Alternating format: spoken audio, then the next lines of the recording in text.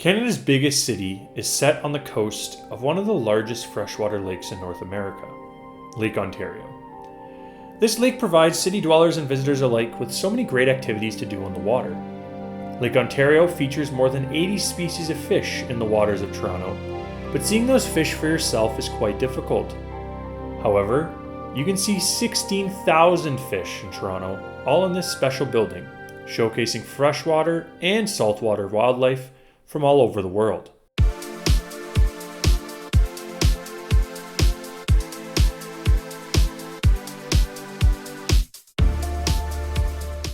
If you're confused about what I am talking about, you are in for a real treat this episode, because we're going to be showcasing my favorite tourist attraction of Toronto's downtown core.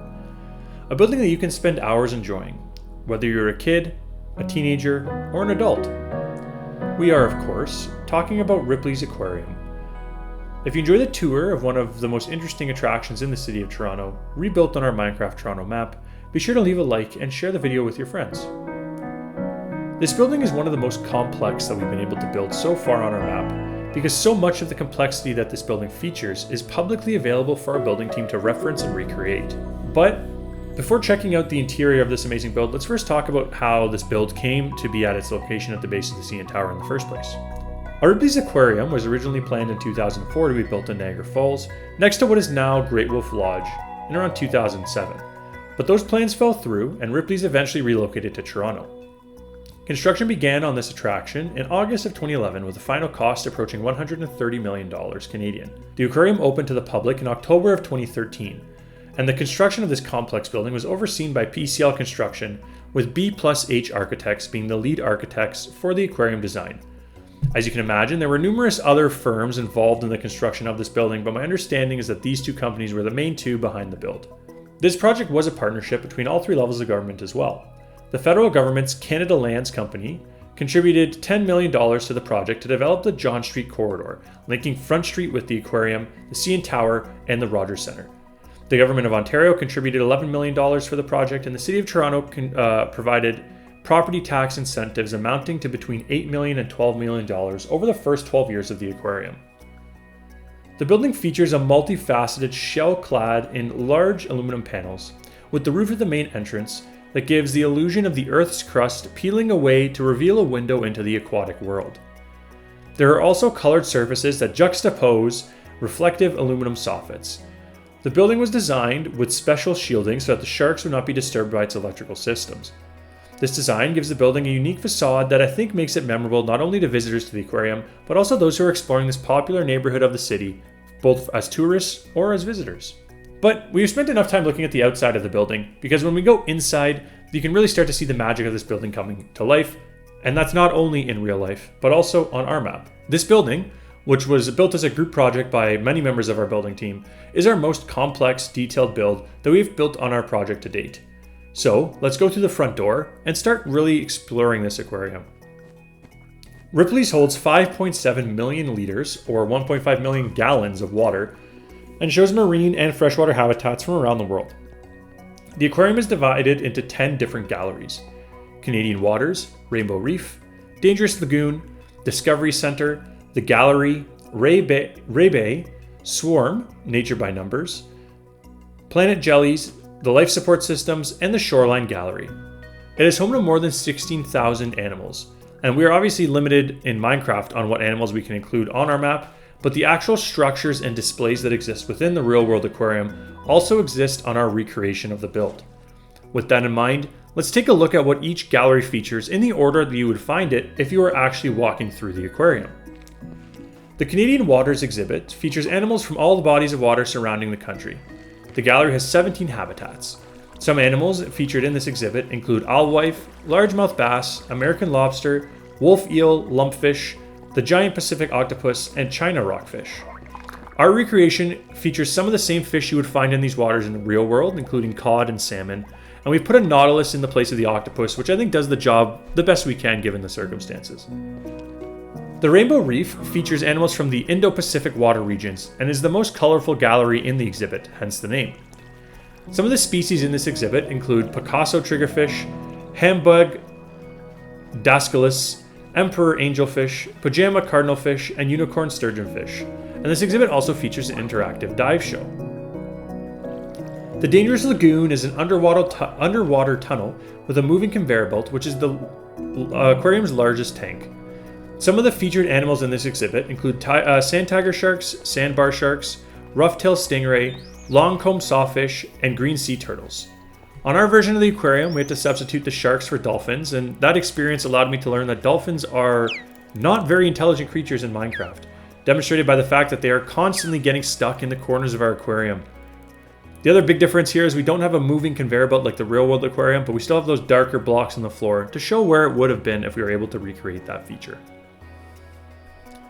The Discovery Center features various hands-on activities such as underwater viewing bubbles, a pop-up research submarine, and a touch pool which allows visitors to touch living fossils. The Discovery Center inhabitants include clownfish, pallet sturgeonfish, and horseshoe crab. The touch exhibits allow visitors to touch the skins of various animals like sharks and stingrays with the help of aquarium employees. The gallery is home to white spotted bamboo sharks, brown banded bamboo sharks, southern stingrays, and cow-nose rays. This is probably the biggest challenge to duplicate for our building team because the aquariums in this section are very small because of that you don't see an abundance of the wildlife that you would see in the other sections of our recreation of this build. The gallery exhibit, also known as Mother Nature's Art Gallery, features some of the most delicate underwater species from all over the world. This exhibit features the red lionfish, electric eel, line seahorse, and the archerfish. This exhibit features 6 saltwater and 3 freshwater exhibits. And this was another challenge for us to build because we don't have any of these fish species featured within this section in Minecraft to use. Our team got creative using item stands and armor stands to make things look as realistic as possible in this section. The Planet Jellies exhibit has color-changing displays of 5 species of jellyfish. These include the Pacific sea nettle, moon jelly, spotted jelly, and upside-down jelly. In this section, once again, our building team used armor stands and item stands because there's no mob that really looks close to the jellyfish. We thought about using slimes, but decided against it. So once again, we were forced to adapt and be creative with the things that were available to us. The life support system gives visitors a behind-the-scenes look at the aquarium's life support system. This building features the largest life support systems room of Ripley's 3 aquariums. This gallery features equipment for Dangerous Reef and Ray Bay, and this was always one of my favorite sections of the real world aquarium when I visited. So I was quite excited to see that we would be able to imitate it so closely on our recreation of this building. The last exhibit is the Ray Bay exhibit, one which is focused on 3 distinct species of stingrays. Occasionally, visitors can see aquarium divers feeding the stingrays during their daily interactive dive shows. Some of the inhabitants of this exhibit include the bonnethead shark, cow-nose ray, and the southern stingray. This area of our recreation, which I felt was features squids, which I felt was the closest we could get to the stingray. Hopefully we get more Minecraft animals in the future so that we can properly decorate this aquarium with the amazing variety that it features in the real world. And there you have it. The wonders of the Ripley's Aquarium of Canada, now recreated in painstaking detail on our Minecraft Building Toronto project. When you do visit this aquarium for yourself, either in our game or in the real world, I encourage you to go through it a little bit slower than I did here, but I wanted to try and get this video done in a reasonable amount of time that would make it enjoyable for you all as the viewers. This building does have a ton of detail, again, in our recreation, but also in the real world that allows you to spend hours exploring. I think that it's definitely one of the most impressive things that we've created on our map so far. The interior layout of this aquarium is complex, winding, and a challenge to recreate. And our building team spent weeks making sure that everything in our version was as close to the real thing as possible. This effort is one of the things that really sets us apart from what other projects are trying to achieve. And I think that although it is slower progress, making interiors like this explorable and accurate is what makes all the work that we do on the map, regardless of how slow it is, worthwhile. But a map with explorable interiors is not worth anything if there are no visitors to actually explore them. With that in mind, be sure to hop on our map for yourself and explore the recreation of the aquarium. But please leave the squids in peace. They're meant to be touched, not stolen. I should set up a shop selling ink sacks in the gift shop and increase the price based on how many times I need to restock the squid tank with new squids. If you're looking to explore the map but don't know how, all you need is a Minecraft Java account. Our map is hosted on a public Java server at BuildingTO.ca. If you're new to the channel and you enjoyed the video, be sure to hit that subscribe button to catch future content out on the channel. And if you're a returning viewer, first of all, thank you for sticking with me over the last month while there's been no content out on the channel. I've had much less time over the last 2 to 3 months, and unfortunately the content has slowed as a result, but I'm hoping to get more out to you guys in the coming weeks, so stay tuned for that. Secondly, if you enjoyed the video, be sure to hit that like button and leave a comment to help with the YouTube algorithm to hopefully get some new members of our community in the future. If you're looking for more ways to support the channel, there are now lots of things that you can do. You can support me on Patreon or become a YouTube member. Both have great incentives that reward you for your support.